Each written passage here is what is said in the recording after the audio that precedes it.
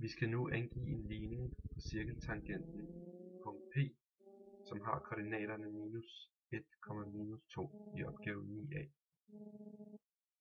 Vi får oplyst, at cirklen har centrum i minus 4, 2.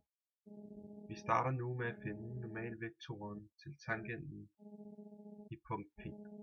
Punkt B danner jo en linje på cirklen, og da vi ved, at normalvektoren er en vektor, der står vinkelret for den anden vektor, i vores tilfælde er linjen, kan vi nu finde normalvektoren. Vi har to punkter, som er punkt P og centrum, og vi kender begge koordinater til de her punkter. Hvis vi nu skriver koordinaterne for punkt P som en vektor, og koordinaterne for centrum som en anden vektor, og trækker de to fra hinanden, vil vi nu få en normal vektor, som har koordinaterne 3, minus 4.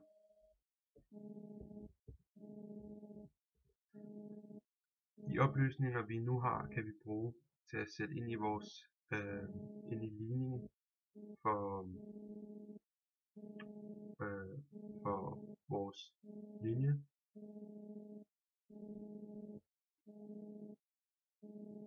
Vi ved, at punkt P har koordinaterne minus 1, minus 2. Koordinaterne for x og y-koordinaterne for punkt P sætter vi ind på henholdsvis x0 plads og y0 plads. Og x og y-koordinaterne for vores normalvektor tager vi og sætter ind på, altså x-koordinatet for vores normalvektor sætter vi ind på a's plads, og y-koordinatet for vores normalvektorer sætter vi ind på b's plads. Regner vi det ud, får vi 3x minus 5 minus 4y lige med 0. Men da vi ønsker at finde en ligning på vores linje, skal vi nu isolere y ved et plus med 4y, med plus 4y på begge sider af lighedstegnet. Vi får, at 3/4 x minus 5/4 er lige med y, som altså er vores ligning for cirkeltangenten i P.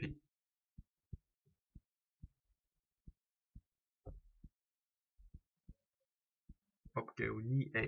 En cirkel skærer i akserne 5,0, 0,4 og minus 3,0. Vi skal nu bestemme en ligning for den her cirkel ud fra de tre givne punkter. Den generelle ligning for en cirkel er parentes x minus a opløftet i anden plus parentes y minus b slutparentes opløftet i anden er lige med r i anden.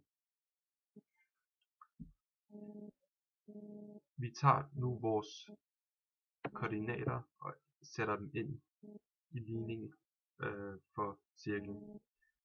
Så hvis vi starter med den første punkt 5,0 og sætter den ind i cirklens ligning, får vi at parentes 5 minus a opløftet i anden plus parentes 0 minus b slutparentes opløftet i anden er lige med r i anden.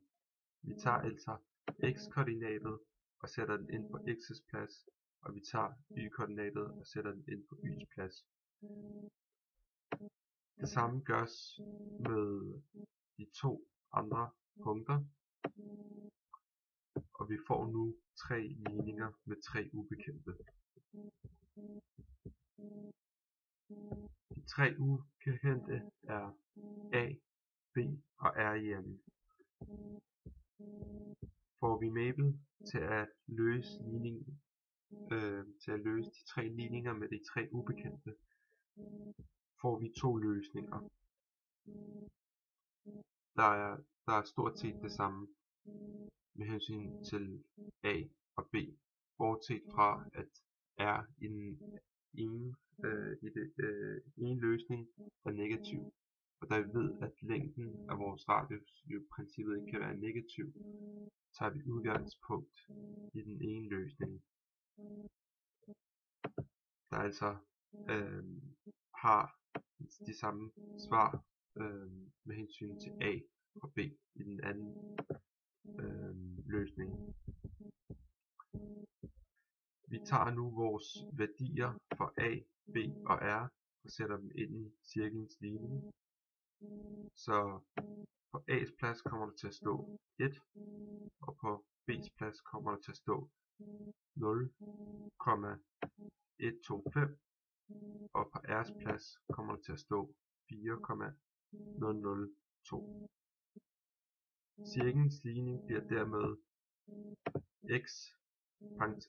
parentes x minus 1, slutparentes opløftet i anden, plus parentes y minus 0,0125, slutparentes opløftet i anden er lige med 4,002 opløftet i anden. Og det er altså cirklens ligning.